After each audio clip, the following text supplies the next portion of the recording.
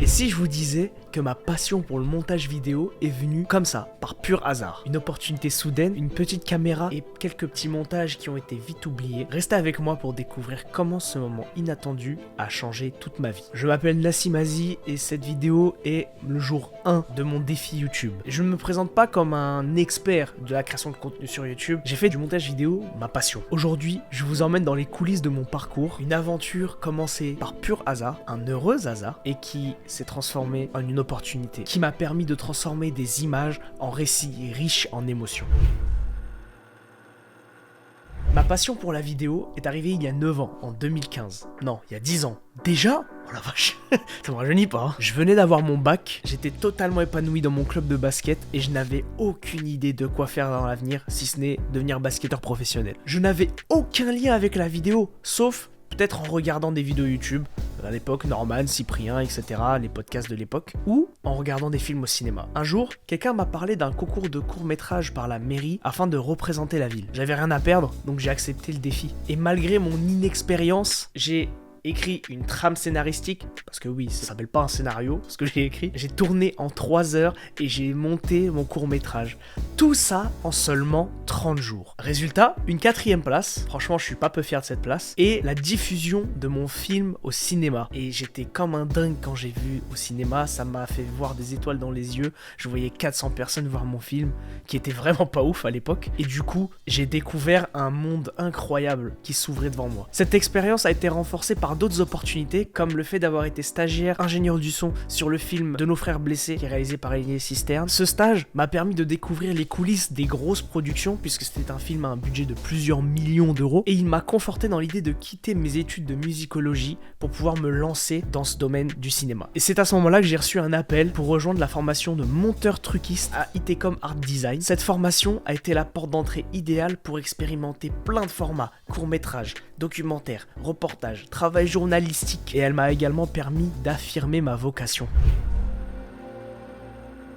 Mais le chemin n'a pas été sans embûches. Durant ma formation à ITCOM, j'ai été dans 3 entreprises en alternance pour faire plein de missions variées. Ma première expérience était chez Iconoclast, une boîte de production. J'étais stagiaire de production. Et au début c'était intéressant, sauf qu'au bout de quelques mois, on a vite fait le tour. Entre tâches administratives et routines pas du tout passionnantes, c'est-à-dire aller chercher à manger ou répondre au téléphone, littéralement. Ma deuxième alternance chez Framatome m'a proposé des missions assez éloignées de ce que je faisais. Et à la suite de cette alternance, j'ai pu voir un fossé qui me séparait moi de tous mes camarades de promotion qui eux s'épanouissaient dans leurs différentes alternances. Pour ma dernière année, j'ai rejoint Stitch qui était un véritable incubateur pour moi où j'ai pu créer un studio de A à Z. J'ai pu réaliser des vidéos de cours, des vidéos de trucs et astuces, des work tours. Je suis allé à Bordeaux couvrir un événement et j'ai même fait une mini-série. Cette expérience-là a été la plus gratifiante et celle où j'ai le plus appris. Et juste après, j'ai rejoint l'équipe de Digital College en tant que cadreur-monteur. Mais cette expérience ne correspondait pas vraiment à mes attentes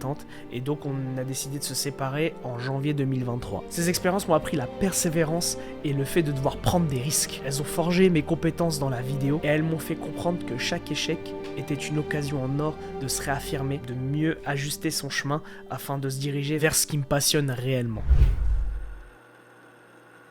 Aujourd'hui, mes compétences en montage vidéo sont devenues un véritable levier pour partager ma passion. En me lançant en freelance après une grande période de remise en question, j'ai compris que mon travail pouvait profondément toucher mon audience. J'ai réalisé que l'essentiel n'était pas d'avoir des moyens techniques, de mettre 30 millions d'effets, de faire des animations 3D avec 12 caméras, etc., mais de savoir raconter une histoire qui résonne au fond de nous. Dans mon quotidien, je m'efforce de rester authentique et de transmettre tout ce que j'ai appris à d'autres personnes afin de pouvoir partager mon expérience et pourquoi pas inspirer d'autres personnes à se lancer dans le monde du montage vidéo. En restant fidèle à moi-même, j'ai compris qu'on nous reconnaissait par notre authenticité, par le fait de rester droit dans ses bottes et de partager des récits de qualité. En résumé, mon parcours repose sur 3 piliers essentiels. La découverte par hasard d'une passion pour le montage vidéo, les défis et apprentissages qui ont forgé et affiné mon art, et aujourd'hui, une véritable envie de transmettre cette passion à travers des histoires et des récits profonds, touchants et authentiques. Ce mélange d'accidents heureux et de travail acharné a façonné mon identité et ma vision du montage vidéo. Si mon histoire vous inspire ou si vous avez des questions sur le montage vidéo, n'hésitez pas à me mettre un commentaire. Abonnez-vous, cliquez sur la cloche pour ne pas rater la suite de mon défi YouTube. Si vous voulez créer des vidéos sur YouTube mais que vous n'avez pas le temps de monter vos vidéos, n'hésitez pas à me contacter soit par mail, soit par LinkedIn afin qu'on puisse étudier votre projet. projet. C'était le jour 1 de mon défi YouTube. Merci d'avoir partagé ce moment avec moi et on se retrouve dès demain pour le jour 2